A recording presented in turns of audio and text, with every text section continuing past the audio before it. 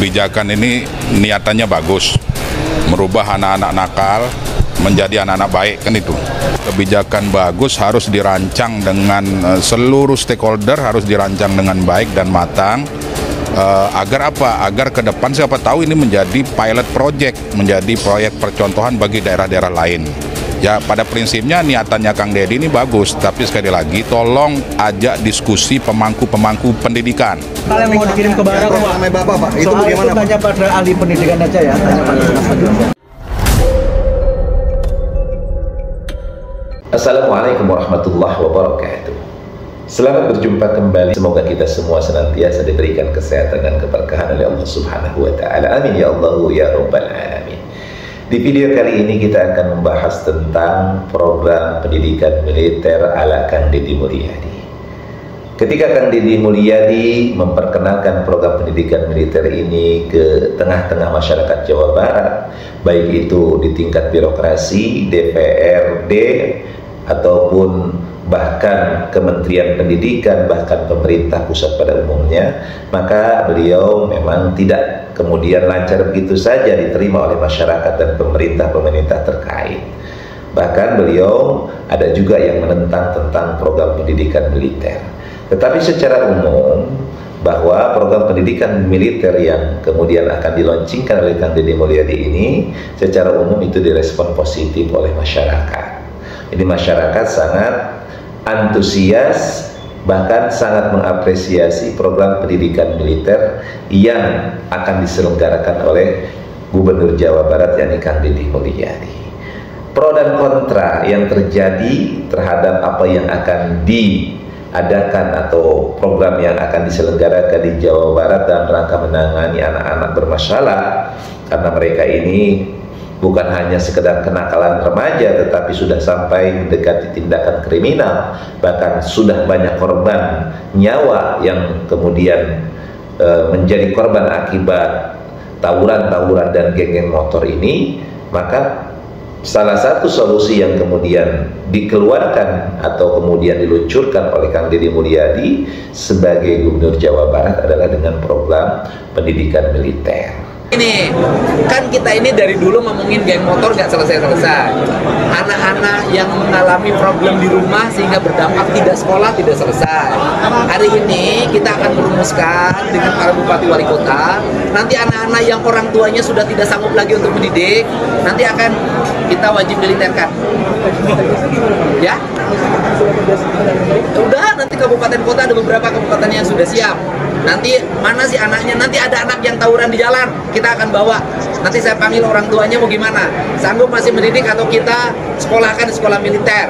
Nanti di komplek tentara atau di komplek polisi kita sekolahkan di situ selama 1 tahun, minimalnya 6 bulan sampai dia berubah.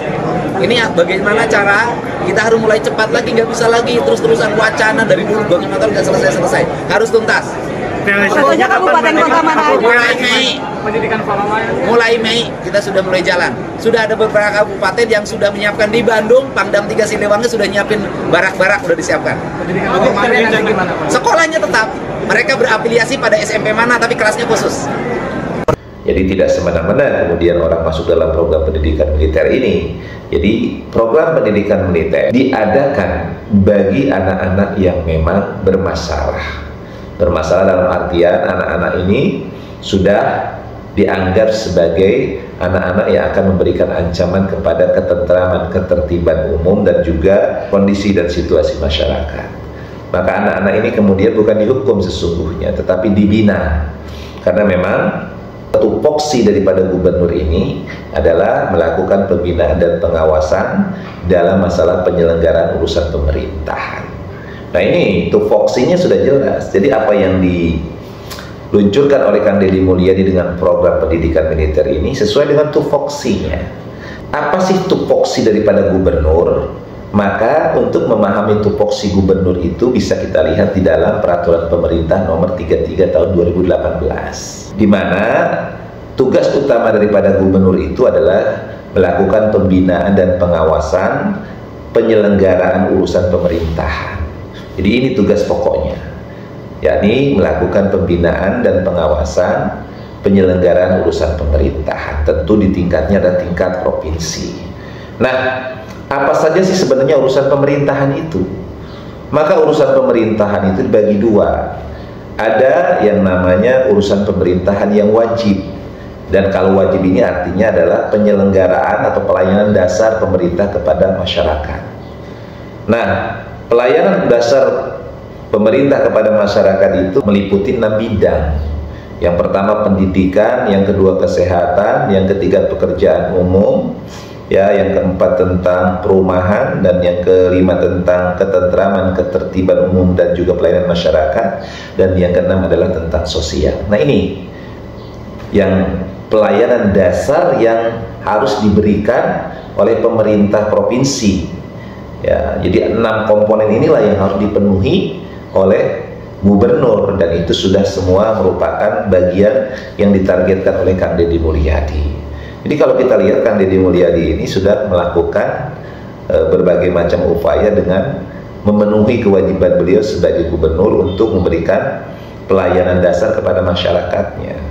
Nah, salah satu yang kemudian digarap adalah bagaimana memberikan pelayanan di dalam masalah pendidikan.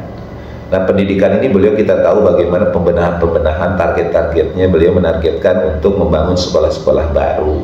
Kemudian juga beliau juga sampai tentang penggunaan dana hibah pun nanti bekerja sama dengan Kementerian Agama, dalam hal ini tentu adalah Kanwil Kementerian Agama Provinsi Jabar, yang kemudian untuk memverifikasi dan juga untuk mendata mana-mana saja yang kira-kira lembaga pendidikan yang bisa kemudian dikembangkan di wilayah Jawa Barat dengan teknis mekanisme yang teratur, tertata, jadi jangan sampai tumpang tindih.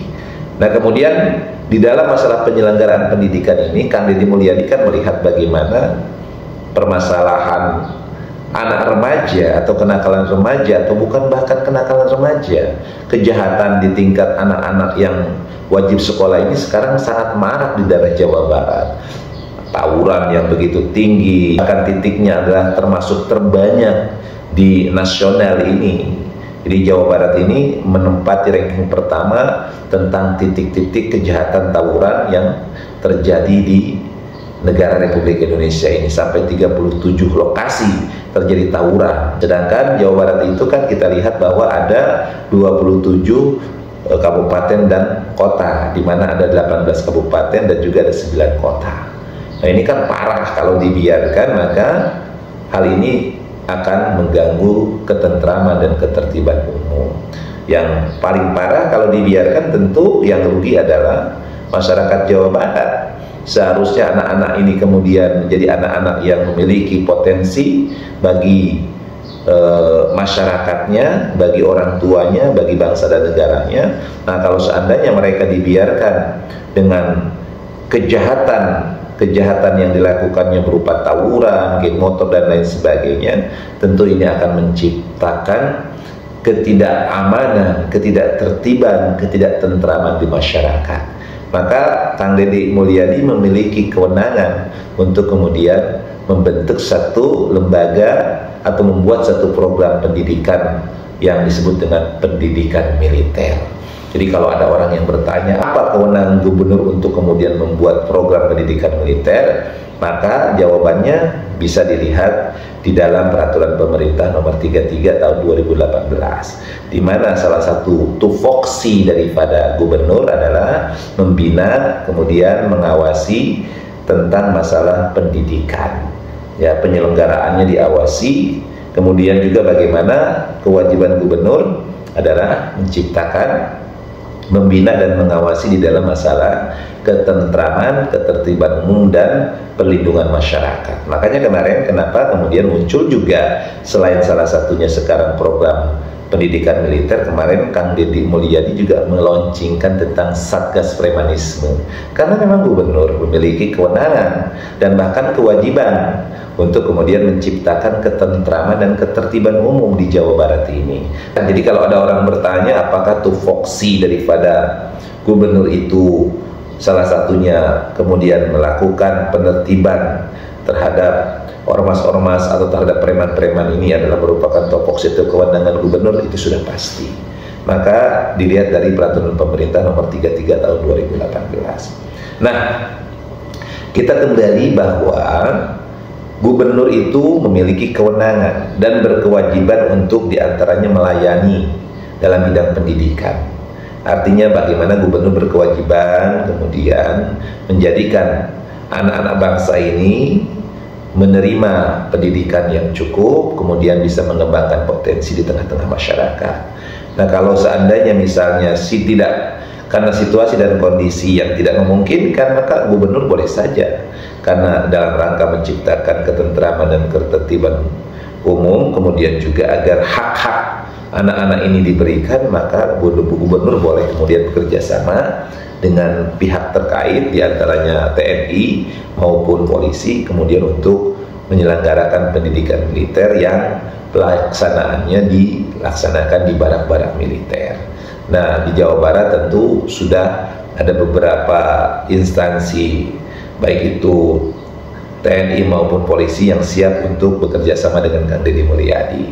Ya, diantaranya misalnya Kodam Siliwangi itu sudah siap kemudian menangani hal itu, artinya mereka memberikan fasilitas tempat untuk kemudian diselenggarakan program pendidikan militer. Nah, tentang teknisnya nanti akan dirumuskan lebih detail mungkin oleh Kang Deddy Mulyadi, yang akan ditetapkan dalam bentuk peraturan gubernur dalam pergub, mungkin nanti akan ditetapkan dalam pergub atau dalam ketetapan gubernur.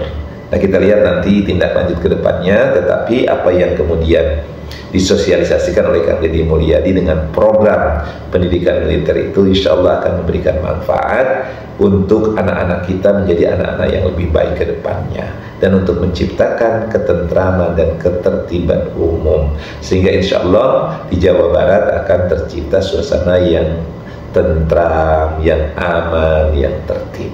Mudah-mudahan apa yang dilakukan oleh Kang Deddy Mulyadi ini akan memberikan manfaat untuk masyarakat Jawa Barat dan mengantarkan Jabar untuk menjadi Jabar yang istimewa. Mudah-mudahan video ini bisa memberikan manfaat. Allahumma fiqillah komitorik. Assalamualaikum warahmatullahi wabarakatuh.